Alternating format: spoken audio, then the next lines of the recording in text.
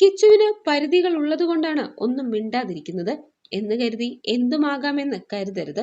രേണുവിനെതിരെ പല വിമർശനങ്ങളും എത്തിയിട്ടുണ്ടെങ്കിലും ഇപ്പോൾ ഇയാളുടെ വാക്കുകൾ രേണുവിന്റെ നെഞ്ചിൽ തറച്ചിരിക്കുകയാണ്. വിശദമായ വാർത്തയിലേക്ക്.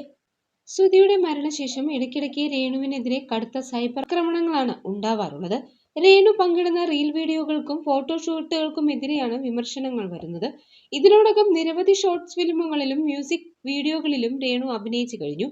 എന്നാൽ കഴിഞ്ഞ ദിവസം രേണു നടത്തിയ പുതിയ ഫോട്ടോഷൂട്ട് വലിയ വിമർശനങ്ങൾക്ക് കാരണമായിട്ടുണ്ട്.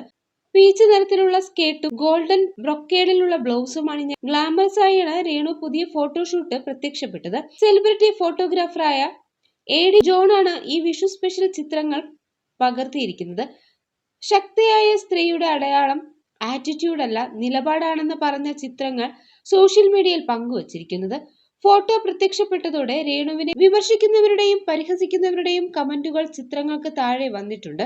ഇത്രയേറെ ഗ്ലാമറസ് ആയി ഫോട്ടോയിൽ പ്രത്യക്ഷപ്പെടുന്നത് വിധവയും 2 കുഞ്ഞുങ്ങളുടെ അമ്മയുമായ സ്ത്രീകൾക്ക് ചേർന്നതല്ലെന്ന തരത്തിലായിരുന്നു വന്ന വിമർശനങ്ങൾ ഏറെയും. ഇപ്പോഴിതാ രേണുവിനെതിരെ സോളാർ കേസ്, സ്വർണ്ണക്കടത്ത് കേസ് എന്നിവയിലൂടെ വാർത്തകളിൽ ഒരു സമയത്ത് നിറഞ്ഞു നിന്നിരുന്ന സ്വപ്ന സുരേഷും രംഗത്തെത്തിയിരിക്കുകയാണ്. തന്റെ പുതിയ ഗ്ലാമറസ് ഫോട്ടോയിൽ വിഷു ആശംസകൾ കുറിച്ച ഒരു പോസ്റ്റ് രേണു പങ്കുവച്ചിരുന്നു.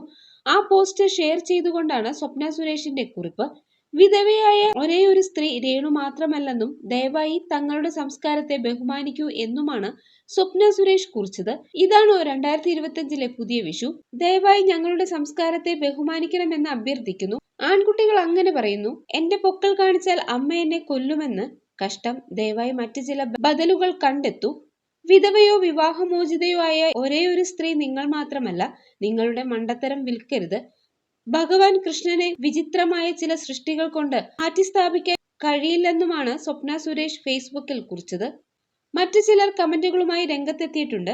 എന്റെ പൊന്നു ചേച്ചി, നെഗറ്റീവാണെന്ന് വിചാരിക്കരുത്. ഭർത്താവ് മരിച്ചുപോയ ഒരു സ്ത്രീയെ മറ്റൊരു സ്ത്രീ താഴ്ത്തുകയൊന്നുമല്ല. കൊല്ലം സുധിയെ ഒരുപാട് ആളുകൾക്ക് ഇഷ്ടമാണ്. ആ ഒരു ഇഷ്ടം ചേച്ചിയോടുമുണ്ട്. പക്ഷെ പക്വത കുറവുകൊണ്ട് അത് ഇല്ലാതാക്കരുത്. 2 മക്കളുടെ അമ്മയായതുകൊണ്ട് പക്വത ഉണ്ടാവണമെന്നില്ല. അനുഭവങ്ങളിൽ നിന്ന് ഉണ്ടാവേണ്ടതാണത്.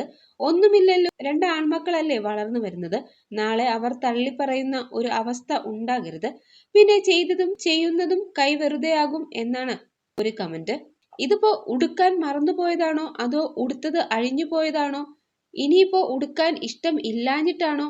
ഒന്നും അങ്ങോട്ട് മനസ്സിലാകുന്നില്ല. ഒന്നുറപ്പാണ്, കൊല്ലം സുധിയുടെ ആളുകൾക്ക് ഒരിഷ്ടമുണ്ടായിരുന്നു. അതുകൂടി ഇല്ലാണ്ടാക്കും. ഇവർ ഇപ്പോഴും പറയണ്ടല്ലോ പ്രായപൂർത്തിയായ ഒരു മകനുണ്ടെന്ന്. അഭിമാനമുള്ള ഒരു മക്കളും അമ്മയെ ഇത്തരം വേഷത്തിൽ ഭാവത്തിലും കാണാൻ ഇഷ്ടപ്പെടുന്നില്ല. അവന് പരിധികൾ ഉള്ളത് കൊണ്ട് മാത്രം ആ പാവമൊന്നും മിണ്ടാതിരിക്കുന്നത് ആകാം. രേണു, നീ കാണിച്ചു കൂട്ടുന്നതിനൊക്കെ ഒരു പ്രതിഫലം തീർച്ചയായും പിന്നെ കാത്തിരിക്കുന്നുണ്ട്. അന്ന് നിന്നെ തലയിൽ വച്ചവരൊക്കെ തറയിൽ അടിക്കും, നോക്കിക്കോ എന്നാണ് മറ്റൊരു കമന്റ്. സ്വന്തം ശരീരം പ്രദർശിപ്പിച്ചുകൊണ്ട് മാത്രമല്ല സ്ട്രോങ് വുമൺ ആകേണ്ടതെന്നും ചിലർ പറയുന്നു. നേരത്തെ രേണു തനിക്കെതിരെ വന്ന കമന്റുകൾക്കെതിരെ രംഗത്തെത്തിയിരുന്നു.